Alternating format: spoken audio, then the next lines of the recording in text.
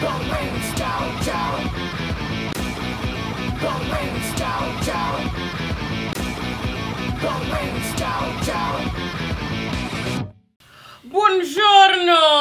We just finished this week's episode of JoJo's Bizarre Adventure Golden Wind. Now, normally we're the type to read the manga first, but this time around we're in it for that golden experience. Yeah, so subscribe and tune in every week so we can talk about the new episode and its reaction.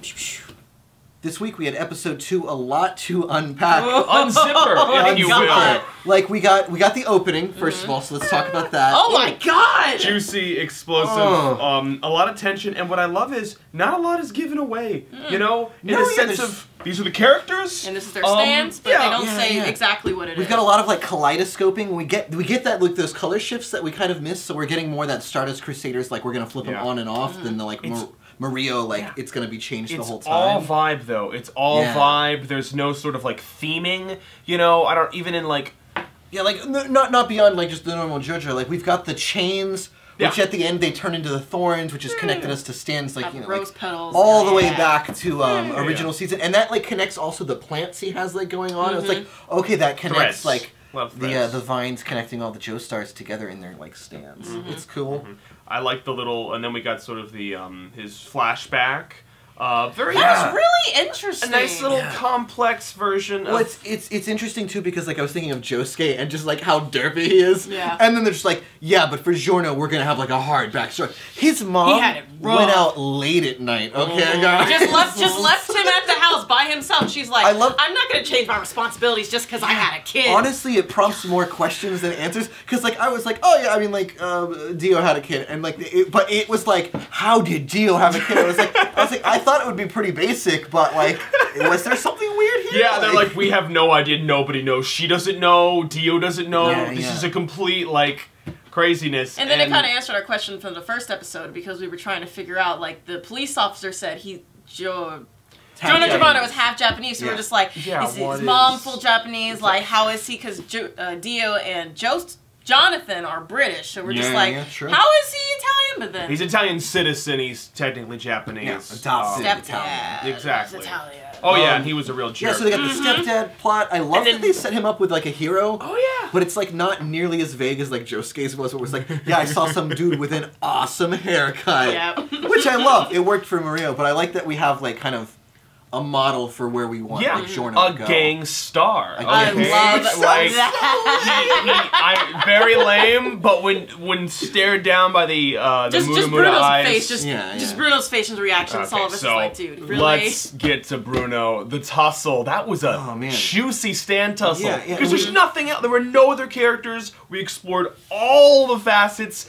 And again, more questions raised than before. Because I was like, oh, right, his stand just has that ability, but he can still punch things just like Josuke doesn't have to worry about healing everything. They're definitely not as strong as, like, Star Platinum. But, like, it seems like this fight, like, this season we're going to have, like, more technical fighting. Like, if you notice how they fought, like, they did a lot of, like, block counters and stuff versus just, like, the flurry of fists at each other, which was cool. Yeah, and the whole concern of what would happen with Gold Experience, I thought he turned him into a stand. That's what I thought for a second. Just like the orb around him, I was like, and that's the thing, they fully committed. They did that like super speed effect, and I was like, oh, this is really cool. This is what we're gonna do with this power. And they're like, but no, that's not what's happening at all. The JoJo twist. It is literally just that he gets that it's that Bleach effect. Where the evil scientist puts the drug in that makes his senses go super fast. So apparently you just really feel everything that Giorno gets on you when you've been touched by him. Yeah, and the zipper powers are good. I love that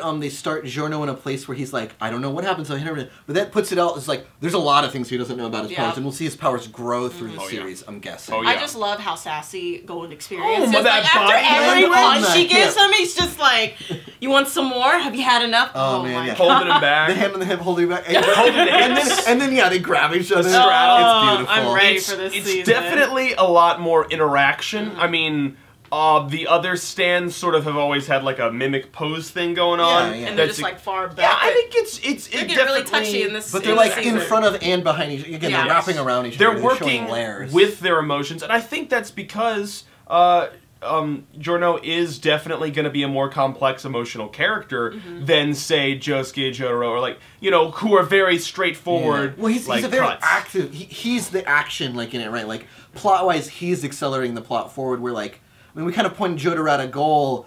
And you know, in Josuke, it was all kind of passive. Yeah. Exactly. But like this, we have very much a like no, it's Giorno led, which is I like that we got a throwback to like the Zoom punch. Oh, the He unzippered it and threw his arm. I was like, that's just Zoom Punch 5.0. Yeah, like, it is. It's just it. And it's definitely just showing how like that's the way he fights. He's like, complete tactics. I don't care what happens. I'm not in this for sort of like pride and. Well, and, like, and I love too that they gave Giorno like he uses his powers in a lot of different ways, even in these first 2 episodes.